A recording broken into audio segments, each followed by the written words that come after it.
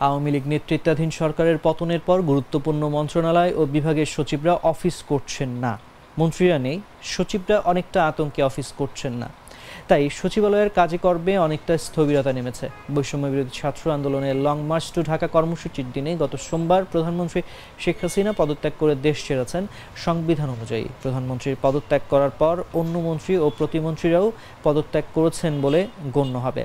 সরকার পতনের পর দেশজুড়ে আওয়ামী লীগ নেতাকর্মীদের বাড়িতে হামলা, অগ্নিসংযোগের ঘটনা ঘটেছে। সহিংসতায় আওয়ামী লীগের সংসদ সদস্য সহ অনেক নেতাকর্মী নিহত হয়েছেন। মন্ত্রণালয় ও বিভাগের সচিবরা সাধারণত সরকারের আস্থাভাজন হিসেবে পরিচিত, তাই আতঙ্কে রয়েছেন বিভিন্ন মন্ত্রণালয় ও বিভাগের সচিব, সিনিয়র সচিবরা। গুরুত্বপূর্ণ মন্ত্রণালয়গুলোর বেশিরভাগ সচিব অফিস করছেন না। যারা অফিসে আসছেন সতর্কতার সঙ্গে বিশেষ কৌশল অবলম্বন করছেন। মন্ত্রী পরিষদ সচিব মোহাম্মদ মাহবুব হোসেন সরকার পতনের পর থেকে অফিসে আসছেন না জনপ্রশাসন মন্ত্রণালয়ের সিনিয়র সচিব মোহাম্মদ মেজবাহ উদ্দিন চৌধুরীও অফিস করছেন না স্বরাষ্ট্র মন্ত্রণালয়ের জননিরাপত্তা বিভাগের সচিব মোহাম্মদ জাহাঙ্গীর আলম।